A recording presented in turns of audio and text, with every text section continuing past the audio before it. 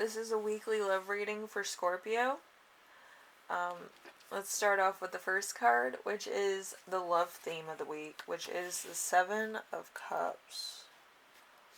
The Seven of Cups, beware of negative possibilities. So there might be something going on in your love relationship which might not be the best for you, or there might be some kind of dispute that's going to happen to a relatively nice, smooth relationship. So that happens, you know. But hopefully it's not like too crazy and you're not planning your wedding this week. But you never know. I feel like there's a lot of, stuff going on. I feel like there might have been an argument. Okay, so let's press on. We have number 2 with the love challenge. The love challenge is going to be the Queen of Swords. The Queen of Swords is, I now know true love exists because I found it with you. So there's, kind of sounds like wedding vows. But there's, it might be a little bit hard to see that right now, okay? But I feel like it's kind of headed towards wedding. I don't know why I got that, but it's kind of, it feels like it, and it kind of feels like it's a higher commitment or a higher milestone in somebody's relationship that you're trying to reach. But for most of you, it might just be finding the one, okay? And it might be a little bit of growing pains to understand each other and where each other's coming from with certain issues, and how you both problem solve issues, and how you take on certain issues and facets of your relationship too. So it might be a little bit different than what you're used to.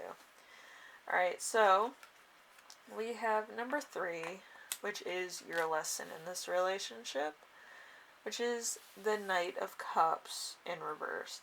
The Knight of Cups in reverse is a heavy drinking, unreliable, drug taking person. So your person might be overindulging in things, they might have addiction problems, they might have bad habits. Also, you might have a relative like this too. So there's going to be a lot of that, okay? And I feel like it's not going to get any better. It's probably, going to lead to some very hard calls for you, and maybe, probably about the relationship itself. You might have to break up so that they can better themselves or something. But if it's a family member, it's going to be a big problem. Okay, so just be careful with that. That's going to be a hard one. Okay, so number 4, their lesson is going to be the Queen of Cups in reverse. Queen of Cups in reverse, a challenging, over-emotional person. So they're going to have probably you that's going to be over-emotional, or somebody else that's going to be overly emotional, because they're kind of getting further into addiction, or they might be an alcoholic. They might not be themselves when they drink or do drugs. Okay, so it's kind of like a Jekyll Hyde type of situation. Like I said, it's a physical argument, or it's a physical altercation that's going to be going on here. But I feel like it's because somebody's under the influence, and the other person is probably going to get hurt in the instance of this drug taking or alcohol taking situation. So be careful and be prepared, because that never ends good. Okay, if somebody's constantly using substances to support themselves in a situation. Okay, so number 5, we have growth zone. We have the moon in reverse. The moon in reverse is beware of a world of illusion. So, you have to kind of think about this. If they're promising to change and they're not changing, actions speak louder than words. If they made that promise and they're not sticking to it, then that's a problem. If they need help, that's an entirely different issue altogether, where it's going to have to either be rehab or it's going to have to be something else. Okay, and that might take away a lot of stuff as well. It might just be a bad time all the way around. So it's going to be some difficult calls there. So Just be prepared.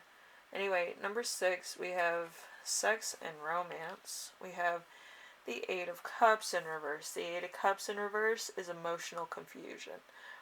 So there's going to be a lot of confusion. It's going to be like you're a ping pong ball going through, like getting paddled from one side and paddled from the other. Where it's going to be like, yes, this is positive, and then there's going to be some bad adjoining conclusion to it. It's not ever going to be like it's going to be all right. It's always going to be chaotic. Okay, so just be aware of that. Anyway, we have a trickery into a commitment and an unexpected contract. So somebody's going to try to either A, marry you, or B, try to sneak in a contract that makes you fully responsible for their well-being, knowing that they can manipulate you. So I would just make sure that you do not sign anything that has to do with them at all. Because there's something called free will, and if somebody signs away their free will to you, you do have an obligation to make some difficult calls.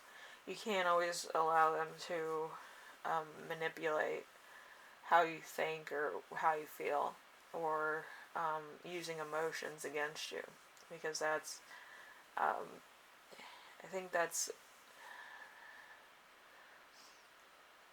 it's almost like criminal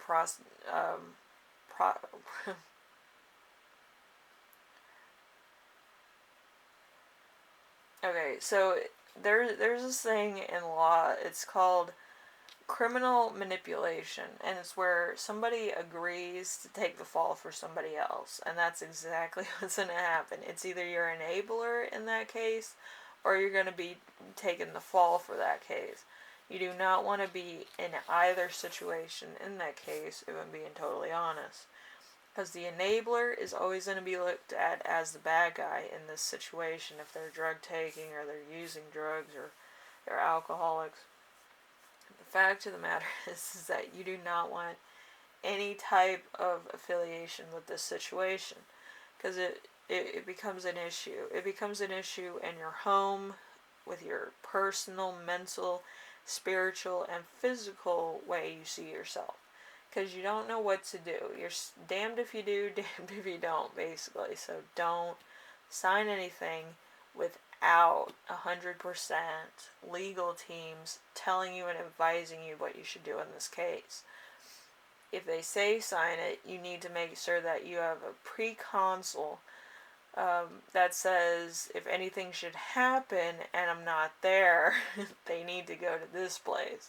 So then you don't have to physically be there. It'll just be on record with the police, with law enforcement, with all these people, that the contract says if you're not available, that this, and this have to happen. So if they're like manipulating you on the spot, then if you're not there, they can't manipulate anybody, and they'll have to either go to rehab or go to jail. Okay, so just be aware of that.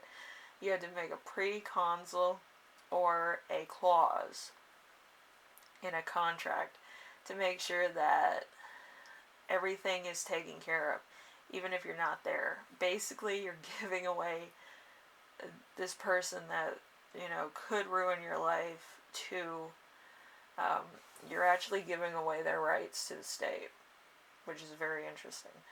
But, it would make sure that you're not held responsible in case they do some criminal activity or they endanger themselves in any way. Which, people that are drunk and high, they want to, blame it on the people that they're committed to or their spouse, saying, oh, if you do that to me, I'm not going to blah, blah, blah. But if you're not there to begin with, they can't really say anything, can they?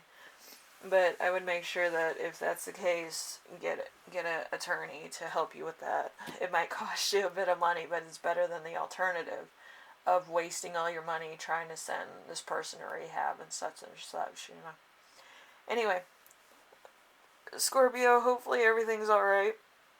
My ranting sometimes helps people. But if that's your case, make sure that you take care of it. Talk to an attorney. Make sure that the attorney gives you a contract with a clause in it. Don't sign anything that has to do with you making the call on somebody else's life. You always have to make sure that you have a clause in there that takes you off of responsibility in case they're in public doing some craziness. Like, you don't want to be a part of that. You don't want to represent that, okay?